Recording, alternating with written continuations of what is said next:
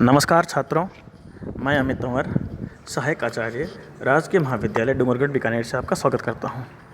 छात्रों, बीए द्वितीय वर्ष के पाठ्यक्रम संस्कृत के पाठ्यक्रमानुसार हम ईशावास्योपनिषद का अध्ययन कर रहे थे। ईशावास्योपनिषद जैसा हमने चर्चा की थी, यजुर्वेद की माध्यन्दिन शाखा, शुक्ल यजुर्वेद की माध्यन्दिन शाखा का एक हिस्सा है। उसका 40वां अध्याय है, उसके अंदर 18 मंत्र हैं और ईशावास्योपनिषद सर्वम इससे शुरू होने के कारण ही इस उपनिषद का नाम है ईशावास्योपनिषद। हमने छात्रों अब तक लगभग 6 श्लोकों का अध्ययन कर लिया है, जिसके अंदर हमने ईश्वर की सत्ता, हमें कर्म करते रहना चाहिए, फल की इच्छा नहीं रखनी चाहिए, दार्शनिक बातें हमने सीखी।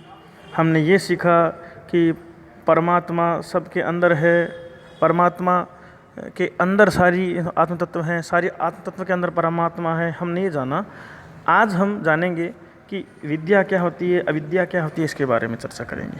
उससे पहले अब जो अगला श्लोक पढ़ रहे हैं उसमें जो व्यक्ति आत्म ज्ञान प्राप्त कर लेता है, यानी वस्तु और आत्मा एक ही है, ये ज्ञान प्राप्त कर लेता है, तो उसके लिए संसार में सुख और दुख दोनों समान है। उसके लिए ना तो कोई सुख में कोई उसको उद्वेग का या हर्ष का विषय है और ना दुख उसको कोई शोक का विषय है।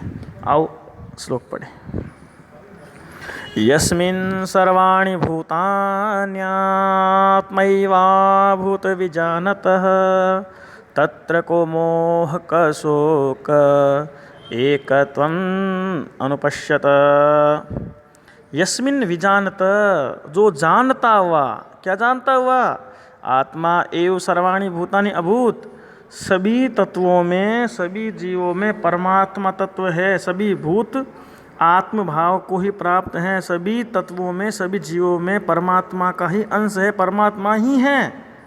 ऐसा जान लेने पर तत्व एकत्वम, उस तत्व की एकता को जान लेने पर, उस परमात्मा की सार्थकता को जान लेने पर क मोह क शोक है, फिर उस जीव को शोक और मोह रहता ही नहीं है। शोक और मोह कौन रहेगा?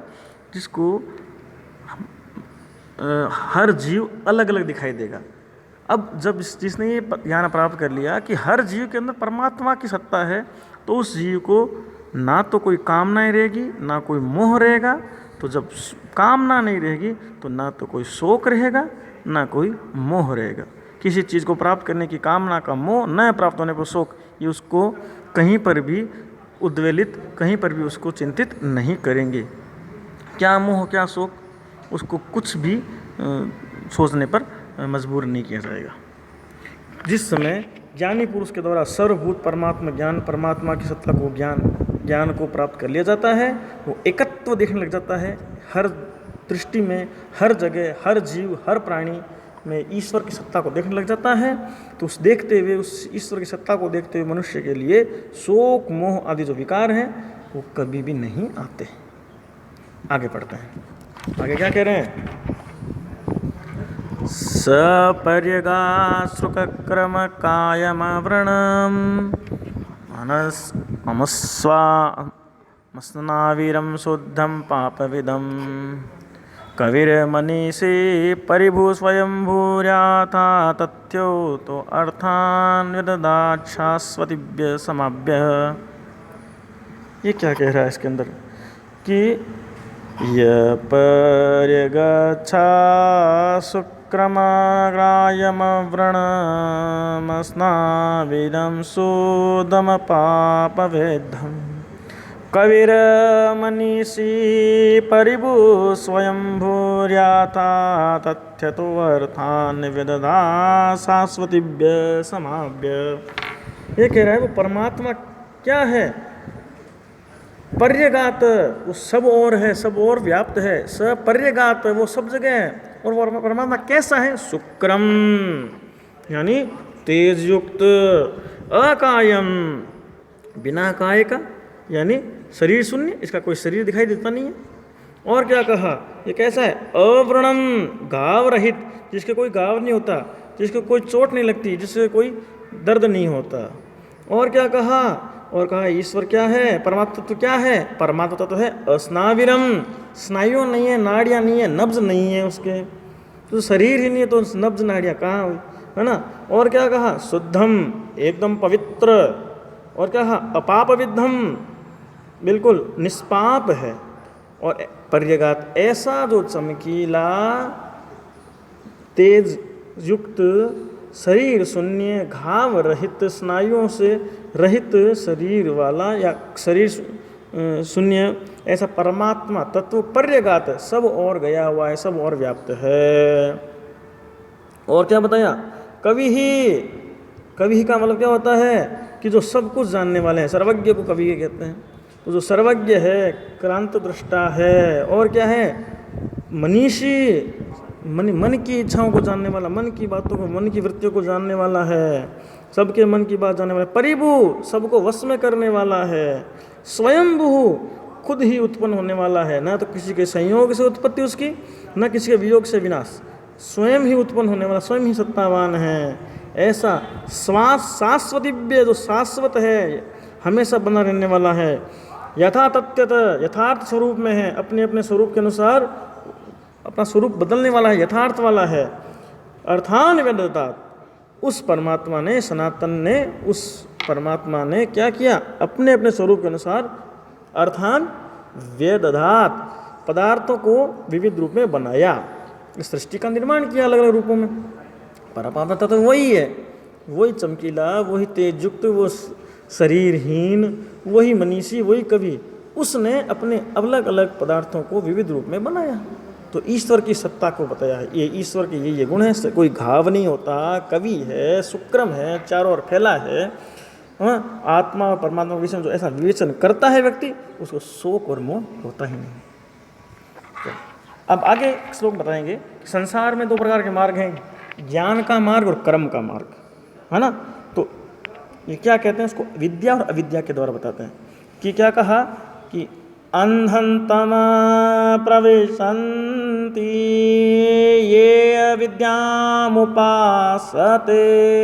ततो भूय इव ते तमो य उ विद्यायामृतः। ये क्या कहा कि जो अविद्या की उपासना करते हैं वे घोर अंधकार में प्रवेश करते हैं। अंधन्तमा प्रविशन्ति, ये अविद्या उपासना, तो अविद्या की उपासना करते हैं वे घोर अंधकार में प्रवेश करते हैं। ततो भूय, और उनसे भी बढ़कर, इव ते तमो, वो अधिक अंधकार में जाते हैं। कौन, यह उ, जो कि निस्संदेह, उ का मतलब निस्संदेह, जो विद्यामृता, जो विद्या की उपासना, जो विद्या की उपासना करते हैं वो अविद्या की उपासना करने वालों से भी ज़्यादा अंधकार में प्रवेश करते हैं। अब यहाँ क्या कहा, विद्या का मतलब होता है अध्यात्म विद्या, अविद्या का मतलब सृष्टि विद्या, दैनिक ज्ञान विद्या, जीवन से मरण तक जो जितनी भी क्रियाएं होती है, जीवन को जीने की विद्या। इसके अंदर ईश्वर अध्ययन, गुरु सेवा, माता सेवा, पिता सेवा, नर सेवा, जीवन यापन, संस्कार, ये सारे किस में आते हैं, अविद्या में। और मृत्यु उपरांत हमें परलोक मिल जाए, परमात्मा प्राप्ति हो जाए, मोक्ष मिल जाए, ये होती है विद्या। तो कहा कि जो केवल मात्र प्राणी विद्या की उपासना, अविद्या की उपासना करते हैं वो घोर अंधकार में, और केवल मात्र जो विद्या में है तो वो उनसे भी ज़्यादा घोर अंधकार में। इसलिए जीवन को जीने के लिए, जीवन को आनंद में जीने के लिए अविद्या की उपासना करनी होगी, और मृत्युपरांत अपने जीवन की मुक्ति के लिए, ईश्वर प्राप्ति के लिए हमें विद्या की उपासना करनी पड़ेगी। तो विद्या का अर्थ ज्ञान या विज्ञान, अपरा विद्या के अतिरिक्त किसी शास्त्र के अनुसार विद्या के 4 प्रकार माने गए हैं। आणविक की त्रयी, वार्ता, दंड नीति, और मनु ने एक जोड़ दिया आत्मविद्या। ठीक है, आगे देखते हैं। आगे जो श्लोक पढ़ने उसमें बताया जाएगा कि कर्म और उपासना का समुच्चय है। कर्म और उपासना, कर्म करना और एक ईश्वर की उपासना करना, इसके बारे में। विद्या का फल अविद्या से अलग होता है और अविद्या का फल विद्या से अलग होता है। एक ही विद्या या अविद्या के सेवन से एक का ही फल मिलता, और एक का फल मानव कल्याण के लिए शुभ नहीं है। खाली एक का अध्ययन करेंगे, एक का सेवन करेंगे अविद्या, तो अविद्या के फल मिलेंगे, विद्या के फल नहीं मिलेंगे। और विद्या करेंगे तो विद्या के फल मिलेंगे, अविद्या के फल नहीं मिलेंगे। अब क्या बता रहा, देखो क्या करें कि अन्य देवाहुरविद्यया इति शुश्रूमधीराणां ये नस्तत् विचक्षिरे। क्या कहा कि जो आचार्य लोग हैं, हमारे श्रेष्ठ मुनि लोग हैं, उन्होंने विद्या से और ही फल बताए। अन्यत एव आहुर विद्या, अन्यत आहुर अविद्या, यानी विद्या के अन्य फल हैं या कार्य हैं, अविद्या से दूसरा फल या कार्य होता है। इति सुश्रुम धीराणाम, हमने उन विद्वानों से सुनते हैं, ये न तद विचक्षिरे, जो इस विषय के बारे में उन्होंने हमें बताया है। क्या बताया है? अब क्या बताया है, बताया आपको। क्या कहा कि विद्या, देवत्व विद्या, देव ज्ञान की विद्या, परमात्मा विद्या, वो उसका ज्ञान प्राप्त करोगे तो देवलोक की प्राप्ति होगी, है ना। और हम कोई सकाम कर्म करेंगे, इस जीवन यापन कर्म करेंगे तो हमें क्या प्राप्त होगी? अविद्या की प्राप्ति होगी। तो जब अविद्या की प्राप्ति करेंगे तो हमारा जीवन यापन सरल होगा, जीवन आनंदमय होगा। हम माता पिता गुरु नर की सेवा करेंगे, हमें मन के अंदर शांति मिलेगी। ये हमारी अविद्या का फल है। और विद्या का फल हमें देवलोक गमन पर, पितृलोक का मिलना, हाँ, देह की शांति होने पर, परमात्मा तत्व से मिलन हो जाना, पुनर्जन्म न होना, ये सारा आया विद्या के अंदर। तो विद्या के अलग फल और अविद्या के अलग फल। कुल मिलाकर के शुरू से सारे श्लोकों में कहा कि लोभ वृत्ति को छोड़ो, अपने नियत कर्म को करो, विद्या की उपासना करो, अविद्या की उपासना करो, दोनों की उपासना करते हुए जीवन को सफल बनाओ। आगे भी देखो कह रहे हैं, बिल्कुल आगे वाला श्लोक बहुत ही ज़्यादा इस बात को स्पष्ट कर देगा। क्या कि विद्यां च यस्तद्वेदो भायं सः अविद्ययामृत्यं तीर्त्वा विद्ययामृतमश्नुते। विद्यया अमृतम अश्नुते, अविद्यया मृत्युम तीर्त्वा। मृत्यु किसको कहा? मृत्यु यही है जो भौतिक दुख, कष्ट, बाह्य असुविधाएं। अविद्या के द्वारा यानी दैनिक जीवन के ज्ञान के द्वारा, ईश्वर भक्ति के द्वारा, शुद्ध आचरण के द्वारा, विशिष्ट अच्छे आचरण के द्वारा हम इस जीवन यापन को, इस जीवन जो मृत्यु यानी इस जीवन के अंदर जो कष्ट है उनको तैर करके पार करते हुए और विद्या से ईश्वर की प्राप्ति के द्वारा, मृत्योपरांत परमेश्वर प्राप्ति के द्वारा, मृत्योपरांत परमात्मा प्राप्ति के द्वारा विद्या से हम अमृत को पा सकते हैं। अमृत का मतलब अमरता को, परमात्मा को प्राप्त कर सकते हैं। विद्याम च यस्तद्वेदो भयं सः, ये क्या कहा कि जो विद्या और अविद्या इस जोड़े को एक साथ जानता है, विद्या के जो फल हैं और अविद्या के फल दोनों जानता है, वो अविद्या से तो इस मृत्यु रूपी सागर को तैर जाएगा और विद्या से अमरता को, परमात्मा को प्राप्त कर लेगा। बिल्कुल। अब आगे क्या कहते हैं? आगे का श्लोक है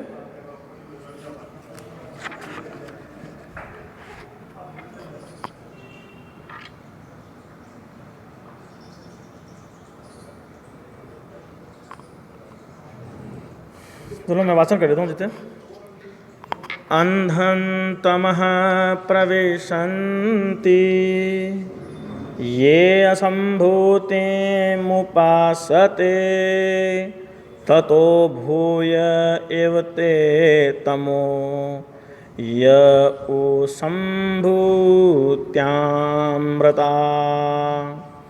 इसमें कहा श्लोक में कि अंधम तमः प्रविशन्ति ये असंभूतिम उपासते। असंभूति का मतलब हुआ जड़ प्रकृति यानी एकत्वता। संभूति का मतलब होता है समाज या संघ, और असंभूति का मतलब एक, असंगवाद, व्यक्तिवाद खाली। वही विद्या और अविद्या वाली बात कि जब हम असंभूति की यानी हम एकमात्र प्रकृति की, आनंद की, सत्व रज तमस की प्रकृति की पूजा करते हैं तो हमें ईश्वर की प्राप्ति होती है। तो ये क्या होता है? वही अंधनतम, वही अंधकार है।